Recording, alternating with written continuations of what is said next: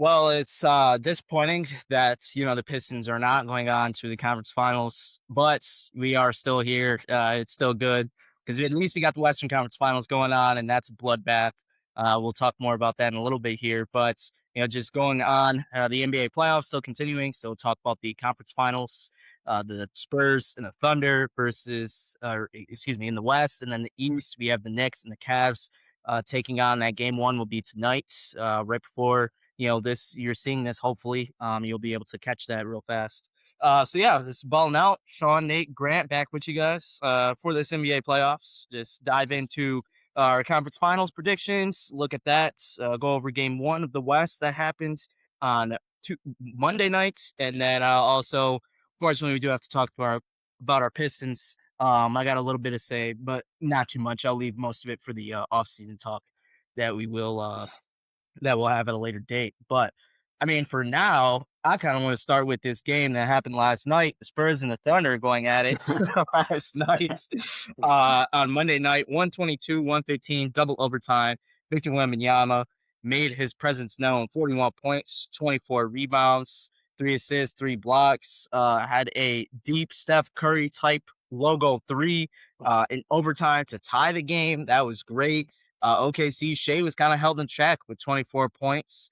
Alex Caruso was the hero with 31 points. And J-Dub coming back after an injury, first game since game three of the first round. He dropped 26, 7, and 3. So, I mean, all around a solid game from the Thunder. They just didn't have enough. Victor Wembanyama, Dylan Harper, Stephon Castle continue to do what they've been doing all season, all postseason, and it's been shown here. I guess, what are you guys' thoughts on, the Western Conference Finals game one? Yeah, that was uh, peak cinema. That's exactly what all of us NBA fans wanted to see, just sports fans in general, especially uh, LeBron fans. I want to see the Thunder get cooked in every possible way now.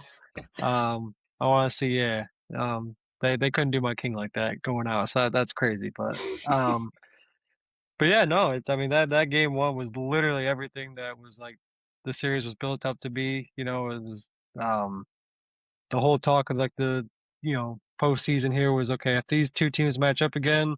We saw what happened regular season, like, but does that mean it's going to translate to playoffs? Spurs did end up winning, but man, yeah, two overtimes was insane. And one thing too, that was without De'Aaron Fox too. He was a late game scratch with his right ankle there, and so I just wonder what happens, when he comes back as well, because I was mentioning to you guys earlier in the chat. I think I got a new Western Conference champion. Uh, Mm, and actually, I'll just go ahead and just say it, just a new NBA champion out mm, there. okay. Just because, yeah, I think Spurs. I mean, they've just showed as a whole team, not just Wembanyama, because we get how special he is in his own realm, but like Stephon Castle and guys like Dylan Harper, who again, Dylan Harper again, rookie. This is a rookie which he doesn't look like it at all out there. He looks very smooth, very calm. Just cool, calm, and collected, really. And so yeah, for those reasons, I think this is going to be a great series because I think the Thunder will figure some things out. They're obviously going to try to throw a lot of different packages at Wemby. I think this was only the first tactic we saw of like having kind of Caruso, but it was definitely interesting. We'll kind of see exactly what they throw at him for games 2, 3, 4. Hopefully, we can go all the way to 7 with this because this is Please. in my eyes Maybe, this is yeah, yeah. maybe This eight is seven games of this, man. Facts. yeah, because this is probably the best basketball I think we've watched in a little while now. And so yeah, I'll say that right there again. But yeah, really really good series and kudos to both teams though. I mean double overtime, an absolute thriller of a game there, very back and forth. I mean Thunder were like you mentioned a half court shot basically away from winning game one. It just some things are the way they are, and so this is going to be the best playoff series I can recall for good memory now. I agree with you. This is probably the best game in the playoffs so far, I think. I mean, considering what all happened, let alone that I went to double OT. But yeah, like Wemby, definitely his biggest, moment in his career so far, I think. Um, with him having 41, 24 rebounds is insane. 9 offensive rebounds. Like, he was doing pretty much anything that they asked of him to, and he's gonna need to do that, really. I think even the 2 games that San Antonio's lost in the playoffs, it was because Wemby got ejected and Wemby hit his head on the floor. So, like, as long as he stays in the game, it seems like they're kind of gonna be really tough to beat. So, with OKC though, it was like just to start the game, you could kind of tell maybe it was because like they're at home, they're hyped up. They just got off to a slow start. They had to put Caruso in pretty quickly, and he scored like their first 6 points, I think. Um, so props to Caruso. He had an amazing game, 8 3-pointers. I don't think I've ever seen him shoot like that ever. Uh, but yeah, for OKC, they battled back, but it just they needed a performance that was a little bit better from Shea. Um, and also Chet. I mean, you're not asking him to drop, 30, but 8 points and the defense that he was playing wasn't necessarily, I think, what they need from him, obviously. But this game was amazing. I want, 7 of these. And I don't know, Grant. I do think the Spurs have the potential to win the championship, but I still think OKC has something to kind of prove here. With it being, such high stakes for him. So I am excited to see what the rest of the series goes on to be. Yeah, I mean, my prediction, I honestly like, regardless of who wins this series, congratulations, you're NBA champions. You're gonna destroy whoever else comes out of the East. So to me, like, this is the finals. This is the NBA finals right here. Because I mean, yes, the Cavs and Knicks, two good teams, but I just don't think either of them. Maybe the Cavs, just because they have double bigs, they'll be able to match up with the Spurs, if they do advance. But I mean, the Knicks do. They have nobody, right? If you're depending on Cat to stop Wemby, then you got bigger problems. But I mean, just on this game one, I mean, yeah, same things that you said to Nate. I mean, like Alex Caruso looks like the hero. He had to come in early. We're usually used to him being a defensive end, but he was also, contributing heavily on the offensive ends. And I think they tried to go with the Jokic strategy, of him having guarding Jokic, what he's done in the past playoffs. They probably tried to replicate that. But I mean, it's a lot different because I mean, what Wemby's got, I think 5, 6 more inches on Jokic, and is much more skilled and a little bit faster than Jokic is. So I think, yeah, the adjustments in game two will be key here. If I'm the Thunder, you can't drop 2 games at home because then obviously, going into San Antonio, that's a entirely different beast. So I do think the Thunder will come out game two a little bit more aggressive. Like you both said, Shea, an off night for him, only shooting 30%. We're used to him shooting like 50%, so he's got to step it up a little bit more. And Chet, I don't know if Chet's going to have a good game this series. I mean, it was either in one of the overtimes or fourth quarter, but Devin Vassell had that clean block on Chet. And I was like, yeah, that if you can't get that, then that's wraps. So I like, these teams, they match up well. I think this could be West Conference Finals for, I don't know, maybe the next 2, 3 years here. Battling it out, especially, if, other teams don't kind of make moves and kind of counteract. But yeah, overall, give me 7 games of this. Maybe not double overtime, but give me 7 games of, a 4-game quarter, to see obviously who's gonna win the NBA championship here. So yeah, great series, great game coming up. And then the Eastern Conference series that we have coming up, which is tonight on Tuesday, we have the Cavs taking on the Knicks. We know the Knicks have had like a week off since we've last seen them. The Cavs, they just played on Sunday, defeated the Pistons in Game 7. We'll talk about that in a little bit here. But I mean, I know last time we were here, we talked about can the Knicks, can you pencil them in for the finals? Do you guys still believe that, or do the Cavs maybe have a little bit of advantage here in this Eastern Conference Final Series? No, I wouldn't say they have an advantage by any means, but I think it'll be I mean, yeah, I think we were getting maybe a little carried away with the whole pencil 'em in there. At least maybe myself. I was like, absolutely no shot right now. The Knicks are just playing unbelievable, but at the end of the day, I mean, it's still the NBA. That doesn't really matter.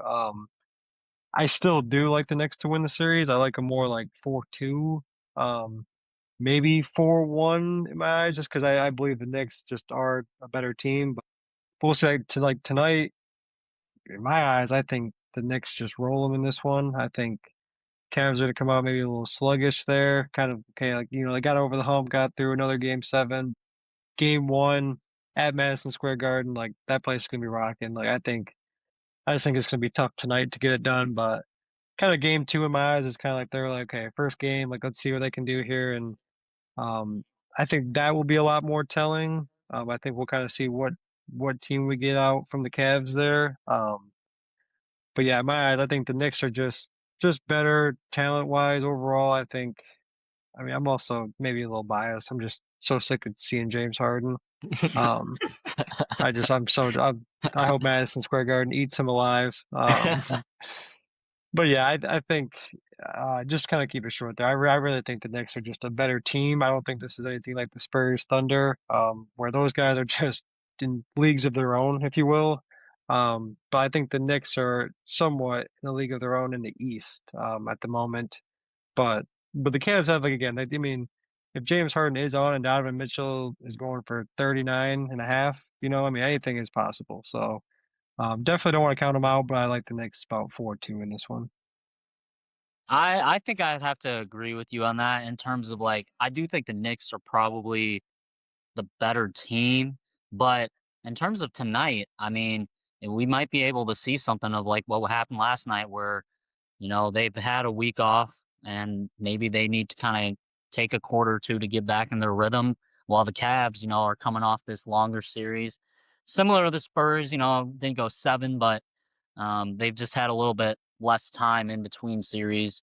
And I think as much as I like hate to say it, I do think the Cavs probably match up a little bit better than Detroit would have just because you do have those two bigs. And then Harden and Mitchell. You just have more scoring options compared to what Detroit had, unfortunately. So I do think, I mean, right now the game is 6.5 favored to New York. So they're thinking it'll probably be a close game. I agree. I think the Garden is going to be insane. You're going to have all the celebrities there watching, but um, I am hoping for a big performance out of one of the two guards, Harden or Mitchell, and like they can't rely on Strus going for 20 every night or, Allen having the game that he did in game seven, again. So one of those guys is going to have to step up. But I do think this series is going to be a tough one. I feel like these conference finals, once it gets down, to the final teams, the series just gets a little bit more closer, I think.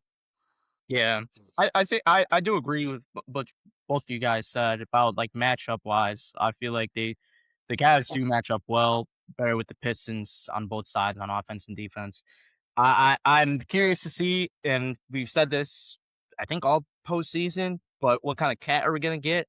If Cat can be the aggressor and be dominant against Mobley and Jared Allen, then I think they'll be in good shape. And Mitchell Robinson, if he can continue to what he was doing, in the second round, and put that in this round, then I think they'll be well suited.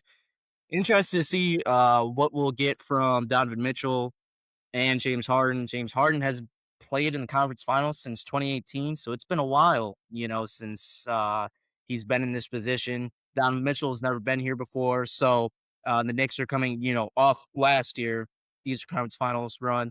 So it'll be interesting to see, how those two storylines kind of go about during this series. But I guess my predictions right now, I'm gonna say Knicks in six. I do think that the Cavs they'll probably get one at on the road. They'll probably get one at home. But I do think that this Knicks team, especially if OG comes back and continues to play how he was playing before he got hurt, I do think that they'll be in a little bit more trouble for the Cavs. And in my eyes, I just don't see it's funny. You got two floppers, one on one side. You got James Harden, and then you got Jalen Brunson.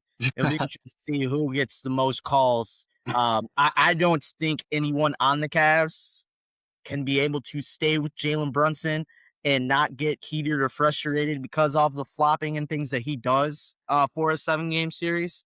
So I'm curious to see how the two floppers do and see if they can get enough calls to have the game go their way. So and I guess I am a little bit salty too about the Pistons losing to the Cavs. But that is what it is. So I guess we can talk about that now. The Pistons just eh, I guess for me, like, yes, it was better that it was a blowout game than a close game, because like, yeah, it was like, dang, it's disappointing. It stung a little bit. Like, if it was a closer game, we lost in like a buzzer beater, or like by 5. And me personally, I would have been like a little bit more disappointed. But I mean, I got over it, after a night's sleep. I was like, all right, they weren't expected to be in this position in the first place. You look at it 3 years ago, almost 3 years ago, had the worst record in the league.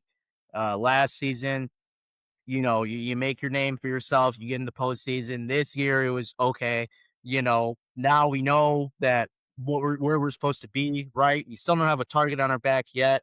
But now, like going into this offseason, it's like, all right, we have a target on our back now. We got to come back. To me, this team looks a lot like 2 years ago, Oklahoma City Thunder, when the Dallas Mavericks beat them in the second round to go on to the finals. This team looks a lot like that. I think we just need our Alex Caruso and Isaiah Hartenstein. That's all Sam Presti did that offseason. He went to go get Hartenstein, and then, at the trade deadline, went to go get Alex Caruso. I think that's literally all we need. I think we just need, our Alex Caruso, our Isaiah Hartenstein to kind of fill this team out. I look forward to the future, of this team. I do think Jalen Duren has to come back. For the people that say he's not going to come back, you're not going to get a guy at 22, going to be 23 next year, that's going to give you 22 and 10 every night. Yes, he has his playoff struggles, but look at the Cavs and Jared Allen. Jared Allen has a meme for not showing up in the postseason. So he finally overcame that. So I think he'll be all right. He knows what he has to do. He'll overcome it.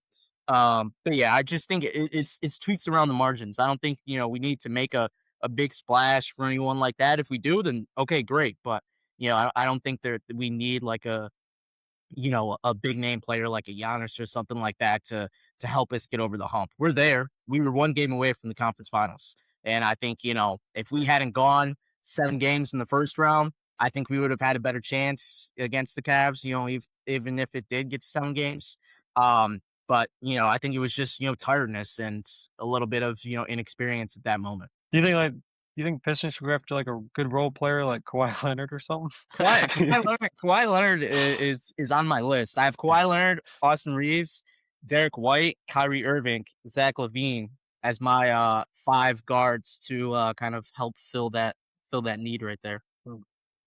Yeah, no, yeah, just like I had to poke a little fun there. But I also do want to mention that I think one person did call Cavs in 7 and got crucified on the pod for it. You did. Congrats. I was supposed to say, well, I don't know if it's congrats. I don't really want the congrats.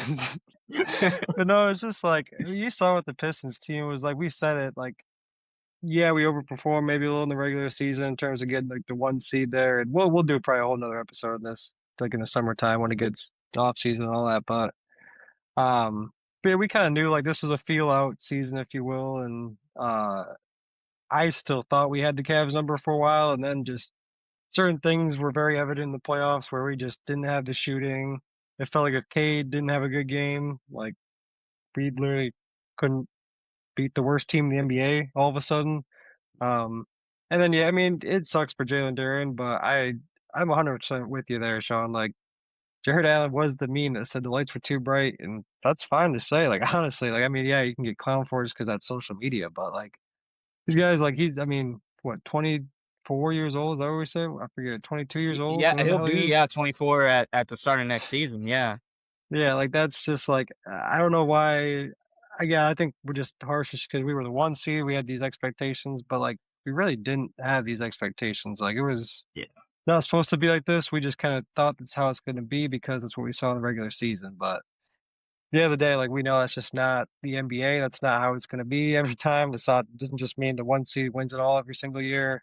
Um, but yeah, I think we definitely need to make a couple tweaks for sure. I do not want to give up on Duran, but I kind of like that we don't have to pay him the max now. I mean, just in terms of being able to dish out some more capital elsewhere. Um, but yeah, I mean, overall, definitely showed a lot of growth. I mean, Cade just, I mean, the fact that he got two MVP first place votes, like we found our guy, like we are completely good there. It's just now like how do we put the pieces around there to like make that puzzle like work. I think like you mentioned, I think that was a great comparison kind of with the Thunder. I don't know if we'll get a roster quite that good because they got something special right now, but yeah, I mean, it's not unobtainable. A couple key pieces, and again, we'll get more into it. I won't do a whole segment on this now, but yeah, a couple key guys we can pick up or look to get acquire in the offseason and whatnot, and I think we could definitely make a further run. But man, it's gonna be tough against those two teams in the West. Yeah. Yeah, I think I had said earlier in the year, like, it's not a championship or bust season for us just because I think coming into the season, we didn't have that expectation. But, next year isn't promised either. I think the off season for sure is going to be very telling of where we're going to be headed. Because we did win 60 games this year. Not to say that that's going to be our expectation every season, but, we should be expected to win 50, so there's going to be parts of the roster that are gonna have to be adjusted. I do think, yeah, Sean, we're gonna have to get another guard, whether it's um, Kawhi or Levine or any of these guys. But it's also like, how much are we willing to give up to try to get something like that, and who can we afford to try to pay? Um, so I do like that we're gonna keep JB. I think he was good for us this year, especially in times where our back was against the wall in the postseason. It seemed like he was able to come up with some pretty good game plans for us. But yeah, I think for us too, it comes down to Cade just hopefully progressively getting better next year too. Hopefully he is in that top three of the MVP voting, and just kind of figures some more stuff out during the summer and comes back even hungrier next season. So it sucks the way we lost. I don't know, yeah, if it would have been worse if it was a 5-point game loss versus, we lost by 20. But it stings regardless. I think uh saying that we even made it this far compared to like what we were, yeah, 2 years ago, it definitely is Mhm. um a lot more progress than I think anyone really expected. So but it's tough. I mean, I feel like we've seen this every year too, where it's like, oh, we're young, we're gonna make it far, but then we don't, you know, win it all or whatever it might be. And that's not just basketball either, like Yeah. football, baseball, hockey, whatever it might be. So, but they had a great season. They just gotta fix a couple things in the offseason. Hopefully, come back strong next year. Yeah. Yeah, you said it too. I've seen a couple people on social media talk about like, "Oh yeah, we missed our championship window and things." And I think like compared to like MLB, really the NFL, like and the NBA, like your championship window is I'd say a little bit longer. Injuries are gonna happen, but if you have your guy, which we got our guy, right? We have our cornerstone piece, our franchise player in Cade. And then, Duran and Asar are probably, the two and the three, next to him. So you just build around those three guys. And I think, like I said, I think we'll be fine. I think I saw a while back, but we have the third most cap space. And that was without the Duran extension, bringing back Tobias, without the SARS extension. So, like, there's a couple things that obviously, money has to work out, but I just think, yeah, there's just a couple things that we gotta figure out because again, like Cade was averaging most in the postseason in the league, and mind you, he played I think 2 games before the playoffs even started, coming off of a collapsed lung, and fractured ribs, and he was doing that. So imagine if he was, at 100%, we probably could, be talking about us facing the Knicks right now. So the fact that we were literally a game away. Really, that game 5 overtime away. If that would have never happened, then could be another conversation. But I mean, there's a whole bunch of what ifs and different scenarios that played out and things of that matter. But yeah, you can't, for the people that want to trade Asar and thing, or excuse me, not trade Asar, but trade Duren. It's like, first of all, we wouldn't have got 60 wins without him in the first place. So you got to keep him, and like I said, he's still young. You got to give him time. Not everybody can be LeBron James and come in and dominate the league at 20 years old. So it's gonna take time, but definitely looking forward to the future and how that's gonna be. So last thing, we are to the conference finals. I know we gave our predictions for the conference finals winners, but who do we have penciled in for the finals? Or I shouldn't say penciled in, but where are our finals predictions? I mean, Spurs are beating the living dog shit out of the Knicks. And it's actually, no, they won't beat the living crap. It'll probably be like 4-1, maybe 4-2. They might get one. They might get You one. gotta say 4-2. You said 4-1. No, I mean, really, I think we gotta give a lot of credit to just the Western Conference teams. It's not even, because I've already given a lot of credit to the Knicks, and Zach Smith's not getting any more of that. So it's like, I mean, the West is just good. I mean, yes, the Knicks have Jalen Brunson. Yes, Cavs have Flopper and Donovan Mitchell. But like, the Spurs are just both of them. They're just like really well constructed rosters, like top to bottom. That's the thing. They're just deep. Thunder, for example. I mean, they got Alex Caruso coming off the bench dropping 31. Like, that's not. Yeah, he's not probably dropping 31 every night, but like, he's a guy that could easily pop off for 20. I mean, here and there just randomly. That's just the type of guy he is. And so I think just with how good the two Western Conference teams are, that's why I'm taking either of them over the Knicks, probably 4-1, 4-0. But I'm gonna change my answer. I know I said Thunder for a while, but yeah, I'm taking Spurs now. I think just kind of without seeing De'Aaron Fox out there, going into Thunder, you know, taking the double overtime, not backing down whatsoever, and really seeing how personally Wemby takes the Chet matchup. It's just some things you just can't create, and that's incredible. So yeah, Spurs Knicks. I'm gonna go 4-1. I'll give him some respect. 4-1. Okay. I don't hate that. It'd be fun to see. It'd be a rematch of the NBA Cup this year, where the Knicks actually Yeah. won. Granted, it was only one game, but maybe That's their one. the Spurs want some get back. But I mean, it is hard to say because Wemby probably just had one of the greatest games in playoff history. In terms of this, where he's at in his career. But I'm gonna stick with the Thunder, and I'll probably Thunder Knicks, and I'll probably say it'd be like Thunder and 6 or something like that. But I honestly though, if the Thunder lost, I wouldn't hate it either because I feel like so much the narrative right now is like, oh, was Shea winning his second MVP? He's gonna go back to back in the finals, and like I feel like I still want that parity. I don't want just one dominant team.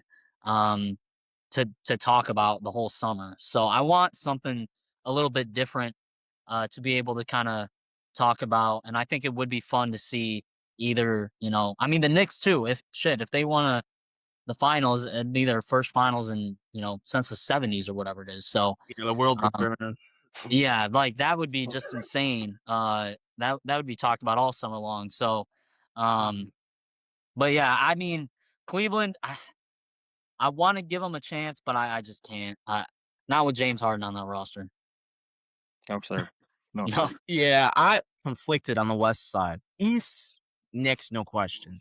On the West, you guys both brought up good points. Like the Spurs, Wemby, he's got next. He's there.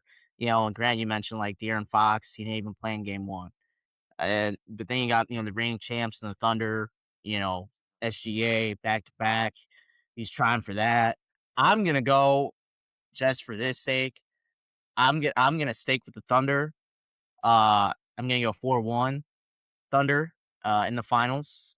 They can go back to back, but I mean, regardless of whoever wins, Spurs or Thunder, it's going to be a hard fought championship because I mean both of those teams went through a lot this season. I mean, you got to talk about the Spurs, just the growth that they've had over the year. Out the playoffs last year to in the playoffs, second seed, and then you're in the finals. The Thunder dealt with the injuries, J Dub, for him to kind of come back and you got the SGA back MVP, back finals. So like there's a bunch of storylines. Yeah, but anyone but Cleveland and the Cavs to win it all, I'll be set. If the New York Knicks win it, that's fine. Thank the Lord. There's only one Knick fan that I know. So I'll just have to hear from him this summer. I can deal with that rather than, like a whole state of New Yorkers, bragging about that. So yeah, I mean, I hope they do make the finals. That'll be cool to see because we haven't seen the Knicks in the finals in our lifetime. So, kind of do want to see that, but yeah, unfortunately, their magical run will probably come to an end against whoever comes out of the West. Because like I said, I just don't see anyone stopping Shea, and I don't see anyone stopping Wemby. So it's going to be tough for them to do it. But we are in the NBA, so who knows what could happen? The fix could be in, just like it was for the Pistons airing that game one promo on Saturday. That was yeah. Yeah, what is up with that, bro? No, like this is why people say it's scripted, bro. Because Bro, the NBA is rigged, bro. This is bad product out here. I'm telling you. Adam Silver, bro, what are you doing? And two, with Adam Silver, I don't know if you saw when he gave Shea the MVP trophy. He's just a little too robotic. I feel like everything he says, his movements, like he doesn't seem like a real person at times. He's I don't know if he is a real person. I mean, you'll see him in the shadows, sometimes every once in a while.